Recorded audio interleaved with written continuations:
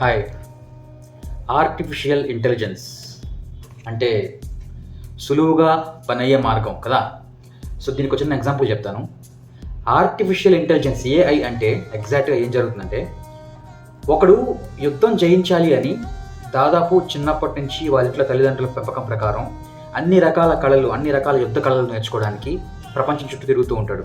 కర్రసాము అని చెప్పేసి కత్తితో కొట్టడము, గొడ్డలతో నరకడము, కరాటీలు, కుంఫూలు, అన్ని రకాల కలరీయ పట్టులు, అన్ని రకాల ఫైటింగ్స్, అన్ని రకాల యుద్ధ కళలు నేర్చుకొని తేరి ఒక పెద్ద ఉత్తీర్ణుడై ప్రపంచాన్ని నేను ఏదైనా చేసి జయించగలను, ఎటువంటి వాడు వచ్చినా సరే వాడిని ఢీ కొట్టగలను అనే లెవెల్లో తయారవుతూ ఉంటాడు.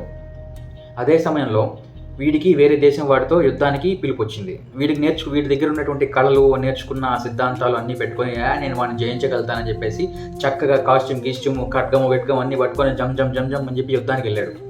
అయితే ఇక్కడ విచిత్రం ఏం జరిగిందంటే, అన్ని రకాల కళలు నేర్చుకున్నాడు, అంతా బాగానే ఉంది, గెలిచి ప్రపంచాన్ని జయిస్తాడు అనుకున్న ఒక మహావీరుడు ఏమయ్యాడో తెలుసా? అదే టైంకి ఏఐ అనే కంటెంట్ ఎలా ఉపయోగపడుతుంది? ఫర్ ఎగ్జాంపుల్, ఇక్కడ ఇన్ని కళలు నేర్చుకున్న ఈ వీరుడు యుద్ధానికి పోయినప్పుడు అక్కడ అవతలి వాడు ఈ వీడిని చూసి ఒక నవ్వు నవ్వి జోబిలోంచి ఒక గన్ తీసి టుపుక్కని కాల్చాడు. సో ఏఐ అనేది అలాంటిది. నువ్వు చిన్నప్పటి నుంచి చేసిన సాధనలన్నీ ఒక ఎత్తు అయితే, నీ దగ్గర ఒక గన్ను, ఒక బుల్లెట్ ఉంటే ఎట్లాంటి వీడియో వచ్చినా కానీ టుపుక్ అని లేపేయచ్చు. సో అంత ఈజీగా ఉంది ఏఐ ఈ రోజుల్లో.